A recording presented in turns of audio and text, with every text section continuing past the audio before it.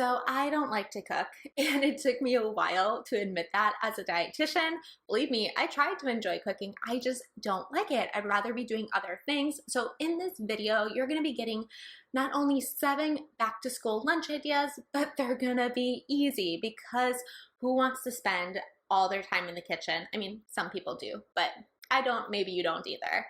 Also, these are gonna be gut friendly for your kiddos and are gonna help them focus properly in school so that they can learn to the best of their ability. Because the reality is, and I see this in other videos online, there's a lot of kid marketed foods out there, right? Like the grab and go yogurt containers filled with fake colorings that we know could make ADHD worse, and some of these other foods. But reality is, kids are just small adults.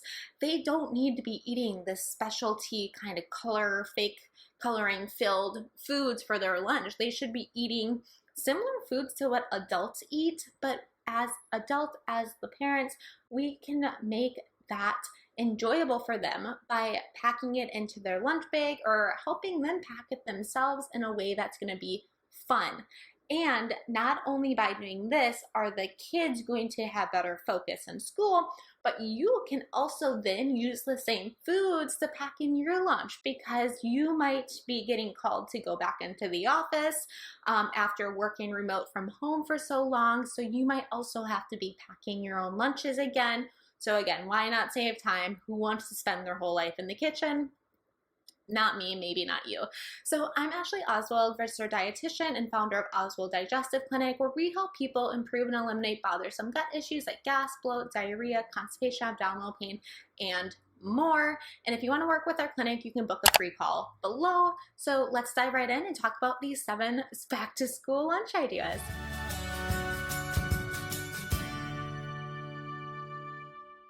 Okay, so number 1 is tuna and or chicken salad. And so you might be picturing like the salad on the spread with a sandwich. You're like, ooh, my kid's not gonna eat that. But what if you put it in a container, you batched it at some point in the week, so you do all 5 days at once in little containers, and then you gave them like crackers and cucumber slices and maybe like slices of bread. You can even use cookie cutters to cut out the slices of bread to make it kind of fun. If your kiddo's gluten-free, there's some good gluten-free breads on the market, like Costco has a good one, for example, or like almond flour crackers that you can use, different sorts of veggie sticks. You can even cut the vegetables in fun ways, and or you could have your kid help pack and put in his or her lunchbox what they want. One thing to consider if you're going to do tuna salad is make sure it's skipjack tuna, not albacore. Albacore has high mercury, and there are actually case reports of people's memory and brain function getting worse from eating too much albacore tuna because of the high mercury content, and mercury can cause brain damage, memory issues. So make sure it's skipjack tuna. Some kids have actually adapted the taste to enjoying sardines as well. So if you have a really young kid, I would really encourage starting to share with them sardines, because that is such a nutrition-rich omega-3 for brain health, low mercury food that you could actually just put the whole sardine container in their lunch bag depending upon their age, and they can have fun just like opening it, scooping it out, and it's like super easy for you to just throw that in there quick and easy. So then the other piece of this puzzle is when you're making the tuna salad, you can use either Primal Kitchen avocado oil mayonnaise, or Sir Kensington has a good mayonnaise too. Mayonnaise in itself isn't unhealthy, it's just there are unhealthy mayonnaises on the market. And so look for those 2 brands, and they're going to be more nutrition rich with good quality ingredients. All right, number 2, and this is probably my favorite one, but homemade Lunchables. So have your kids make their own lunch. I think that we often underestimate what kids are capable of, especially if we just give them the time and patience to learn how to do it. So you can simply keep a bunch of options in your fridge, and then every morning or every evening, they can go in and pull their own lunch together. So I created a whole list of different food options that you could keep prepped in the fridge for the kiddos. And I know some people who will actually have like a kid's lunch fridge. It's a fridge specific for their kids making their lunches. Have some fun containers for them to use, reusable containers, reusable baggies, colorful containers. Have them pick out their own containers because that's all going to make it more likely that they're going to enjoy this process.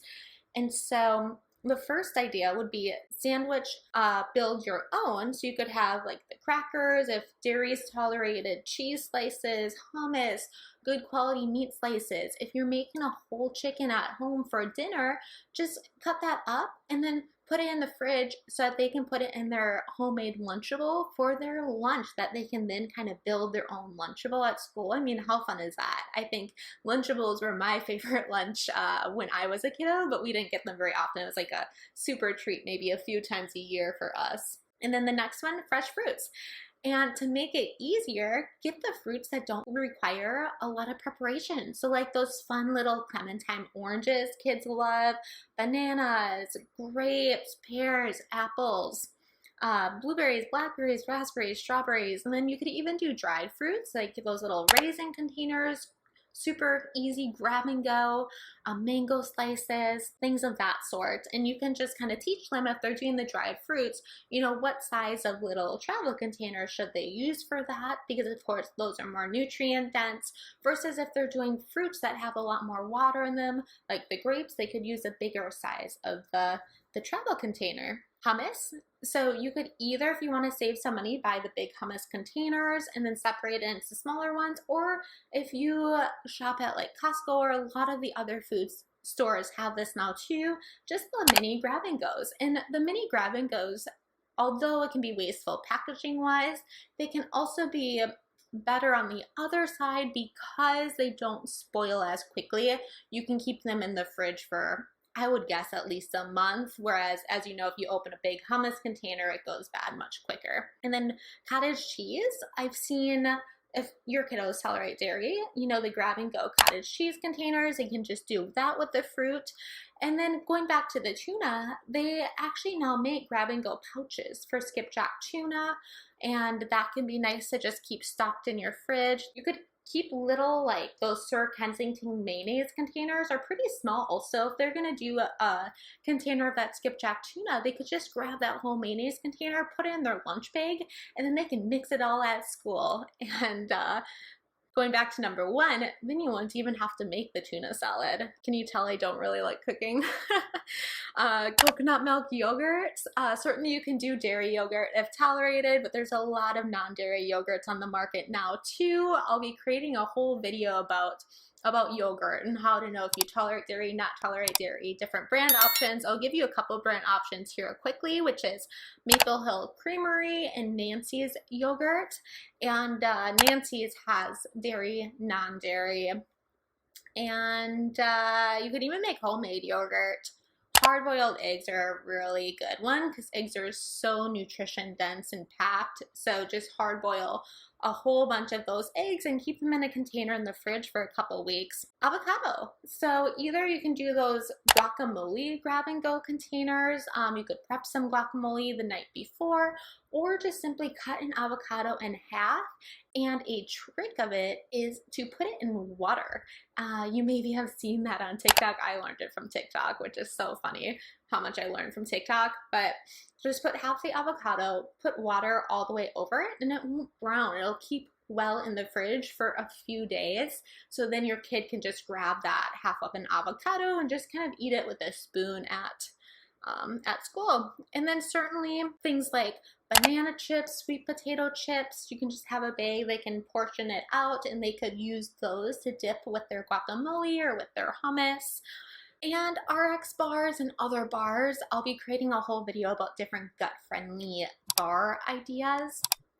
And so stay tuned for that. But depending upon the age of your kid, etc., they might want something to eat kind of in between, like before sports, or if they get hungry in the afternoon. Let me just take a sip of my coffee before. Which, I did make a video also about coffee that you might find really interesting. And as far as is it good for gut health, not good, of course, there's a lot of gray areas. So watch the video if you want to learn more and about how much caffeine is in how much coffee, how it's made, what's the highest caffeine, what's the lowest caffeine. It's a really interesting video. So I'll link that up here. Okay, number 3 is a smoothie. So kind of if your kids like on the go, I'm hearing a lot that some kids have a shorter lunch period and or lunches combined with recess and play. So what kind of kid wouldn't want to try to scarf down their lunch so that they can go have more time to play? And if this is the case for your kiddo, it might be really smart to do like a liquid meal for them. So a smoothie, because it's sort of pre-digested and broken down. So then once it gets into their gut, their body's going to have an easier time absorbing it. They're not going to get an upset stomach. And if you make the smoothie the right way, it's going to be really filling and nutrition dense, but this is key because most people will make smoothies that are very fruit heavy and they're just not filling. So your kiddo is probably going to have a hard time focusing like an hour or two after drinking that if that's the case. So here's the trick when making a smoothie. Be very cognizant about adding in enough healthy fats and protein. Depending upon the age of your kid, will determine how much protein they need. But you could do something like full fat coconut milk can come in the cans to help make it more filling. I'll do frozen berries with that. You can add in some avocado with it. Nut butters are great, or just pouring in like some seeds, like sunflower seeds, chia seeds before you blend it up. And then protein, you're gonna get some protein from nuts and seeds. Depending upon the age of the kid, they might need a little bit more protein.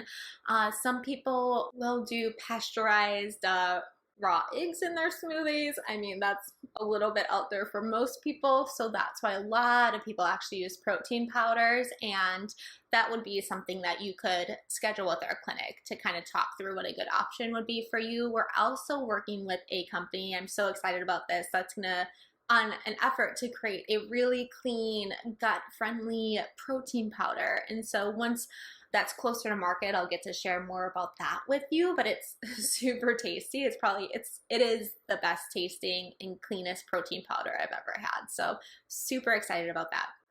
All right, moving on to number 4 is soup. How easy is soup? If you're making soup for dinner, just make a whole bunch more and then batch it out for the kiddos for during the school days. So in the morning, you could heat it up, put it in the thermos so that by lunchtime it's still hot. They don't have to go and use the microwave. Just be super cautious if it's a bean soup. Now, beans can be really great for gut health, right? But if your kiddo's having gut issues like excessive gas, bloat, certainly can be making them uncomfortable in class, hard to focus. And so avoid that. And then also, if they're just having a little bit of gas and bloat from the beans, make sure to see if you're properly preparing them. Are they being soaked for, a day or two? Are you soaking them with some kelp or seaweed and apple cider vinegar, which can help to break down the oligosaccharides, which is the gas forming property of the beans? Are they being slow cooked for a long period of time, maybe even another day of just slow cooking them so all those oligosaccharides get broken down further with some more apple cider vinegar? So there's a way to properly prepare beans, but again, if your kiddo's struggling with gut issues and you're working on fixing the root cause, I would just avoid it for now. You could do like a chicken vegetable soup or something else of that sort. And last but not least, number 5 is breakfast for lunch. Some kids love breakfast and they would love to have 2 breakfasts a day. So for lunch, you could do something like quiche cups.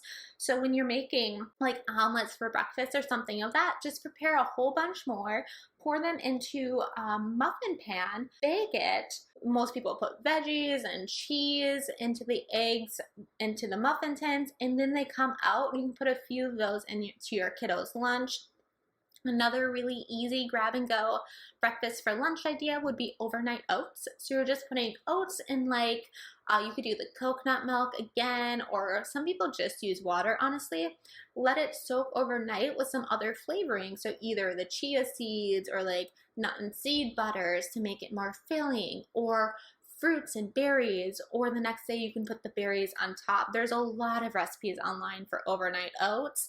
So basically you could use a mason jar, prep it the night before, put it in the fridge. In the morning it's ready, grab and go. I would include that with something like hard-boiled eggs, just so they're getting some more protein, which helps all the neurotransmitters function properly in the brain for optimal learning. All right, y'all, I hope you got some new ideas. Let me know in the comments below what your favorite was, or what your favorite kids' lunch is. If you haven't already, subscribe, hit the bell next to the subscribe button to be notified of our new videos every Tuesday at 3 p.m. Central Time, and I look forward to seeing you next week.